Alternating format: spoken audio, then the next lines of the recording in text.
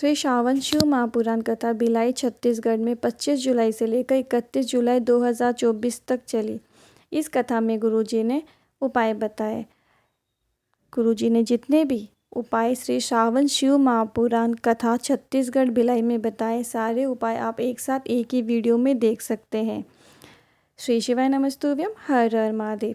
आज हम वीडियो में बात करेंगे पंडित प्रदीप जी मिश्रा द्वारा बताए गए श्री श्रावण शिव महापुराण कथा भिलाई छत्तीसगढ़ में जितने उपाय उन्होंने बताए हैं एक साथ एक ही वीडियो में। उपाय नंबर 1, कितना भी बड़ा रोग या बीमारी क्यों ना हो गई हो उसके विधान के बारे में।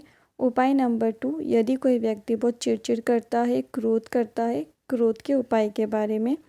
उपाय नंबर 3, रुद्राक्ष और अधिक बलवान करने के उपाय के बारे में, जो आप केवल इस वर्ष जो सावन चल रहा है 2024 इसी में अधिक बलवान करने के विधान के बारे में। जानने से पहले यदि आप मेरा वीडियो पहली बार देख रहे हैं तो कमेंट में हर हर महादेव ज़रूर लिखें, और जिन्होंने अभी तक मेरा चैनल सब्सक्राइब नहीं किया है वो जल्दी से सब्सक्राइब करें, साथ ही साथ बेल आइकन को क्लिक करें ताकि जब भी मैं न्यू वीडियो डालूं उनको नोटिफिकेशन मिल जाए और वो सबसे पहले वीडियो को देख सके।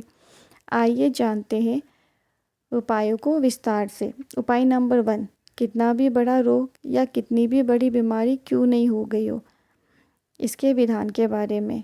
आपको डॉक्टर को तो दिखाना है, पर शिवलिंग पर जो माता अशोक सुंदरी का स्थान होता है वहाँ पर अपना हाथ रखते हुए श्री शिवाय नमस्तुभ्यम या नमः शिवाय बोलते हुए शिवलिंग के ऊपर चढ़ी हुई जो बेलपत्र होती है उस एक बेलपत्र को आपको प्राप्त कर लेना है, यानी कि उठा लेना है।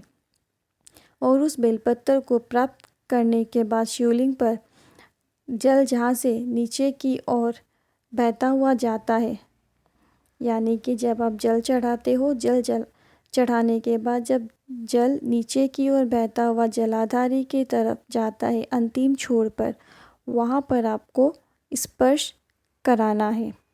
जी हाँ, आपको बेलपत्र को उस अंतिम छोर पर स्पर्श करवाना है। उसके बाद आपको उसको प्राप्त करके उसको खा लेना है, यानी कि आचमन कर लेना है। इसके बाद आप जांच कराइए, आपको अवश्य आराम मिलेगा। ये विशेष उपाय आप किसी भी दिन कर सकते हैं। उपाय नंबर 2, क्रोध के बारे में। यदि कोई व्यक्ति घर में बहुत चिड़चिड़ करता है या बहुत क्रोध करता है तो इसके लिए आपको शिवरात्रि, कोई भी मासिक शिवरात्रि के दिन आप ये विधान कर सकते हैं। शिवरात्रि के दिन आपको एक धतूरा लेना है। धतूरे में जो डंडी होती है उस पर आपको पीला चंदन लगा लेना है, और जो उसका अग्रभाग होता है उसमें आपको लाल चंदन अच्छे से लगा लेना है। ध्यान रहे, डंडी पर आपको पीला चंदन लगाना है और अग्रभाग में आपको लाल चंदन लगाना है। शिवरात्रि के दिन आपको ये धतूरा, जिस व्यक्ति को क्रोध आता है उसका नाम और गोत्र बोलकर शिवलिंग पर चढ़ा देना है। ऐसा करने से आप देखोगे वो व्यक्ति धीरे धीरे उसका क्रोध शांत होने लगेगा और वो नॉर्मल हो जाएगा। अब जानते हैं उपाय नंबर 3, जो कि है रुद्राक्ष को और अधिक बलवान करने के विधान के बारे में। अपने रुद्राक्ष को बलवान बनाएं, और ये विधान केवल आप ये जो 72 साल बाद जो ये सावन है इसी में कर सकते हैं। ये जो सावन है इस वर्ष आया है, ये सावन 72 साल बाद आया है, जिसमें सावन सोमवार से शुरू होकर सावन सोमवार के दिन ही विराम होगा, यानी कि समापन होगा। सावन जो शुरू हुआ उस दिन भी सोमवार, और जिस दिन सावन का समापन होगा वो दिन भी सोमवार है। इसीलिए केवल इस सावन में 2024 के सावन में इन विशेष तिथियों जैसे कि अमावस्या, पूर्णिमा, चतुर्दशी, त्रयोदशी, प्रदोष, शिवरात्रि, अष्टमी, इन 7 तिथि में से किसी भी एक तिथि पर आप रुद्राक्ष को बलवान ज़रूर बनाएं। रुद्राक्ष जो आपके घर पर है, यदि आप सीहोर कुबरेश्वर धाम से रुद्राक्ष लेकर आए हो वो रुद्राक्ष आपके पास है, या आप गले में या शरीर के किसी भी अंग पर यदि आपने रुद्राक्ष धारण किया हो तो वो रुद्राक्ष भी यानी कि जो भी रुद्राक्ष आपके पास है, कहीं का भी रुद्राक्ष हो, आप उस रुद्राक्ष को बलवान कर सकते हैं।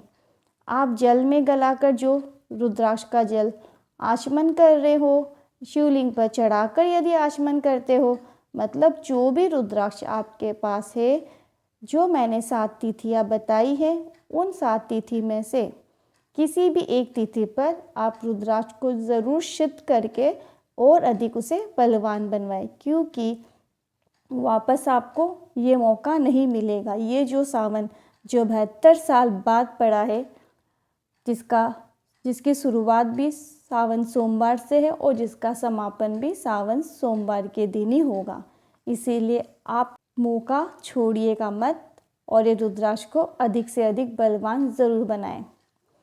इसके लिए आपको जिस सामग्री की आवश्यकता होगी वो है थोड़ा सा कच्चा दूध, गौ माता का दूध की आवश्यकता होगी, यानी कि जो दूध गर्म ना किया हो उसे कच्चा दूध कहते हैं।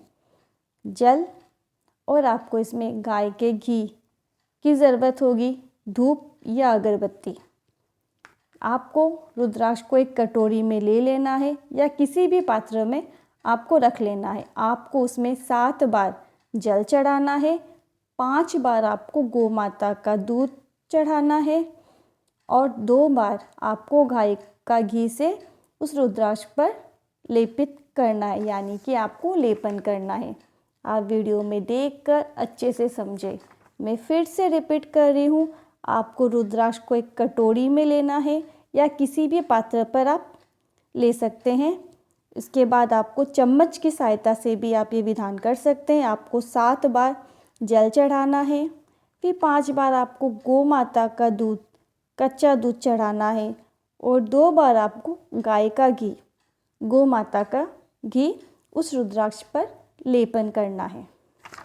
लेपन करने के बाद फिर आपके पास जो रुद्राक्ष में आपने ये विधान किया है, आपको एक धूप बत्ती या अगरबत्ती उस रुद्राक्ष को दिखानी है। ऐसे करके आप उस रुद्राक्ष को सिद्ध कर ले। कुछ नहीं आता कोई बात नहीं, आप जब रुद्राक्ष का ये विधान करें, जल चढ़ाए, दूध चढ़ाए, घी का लेपन करे, धूप बत्ती दिखाए, तो आप श्री शिवाय नमस्तुभ्यम बोले और रुद्राक्ष का स्पर्श करें। अगर आप गले में धारण करते हो तो गले में पहन लो, पूजन में रखते हो तो पूजन में, या किसी कार्य सिद्धि के लिए रखो तो किसी कार्य सिद्धि के लिए रखें। अगर ये जो सावन है जो 72 साल बाद आया है, जिसमें सावन सोमवार से शुरू होकर सोमवार पर ही विराम हो रहा है, अगर हम रुद्राक्ष को सिद्ध कर लेते हैं तो वो रुद्राक्ष हमारे जीवन का सबसे श्रेष्ठ रुद्राक्ष हो जाता है। सावन में रुद्राक्ष को बलवान ज़रूर बनाएं।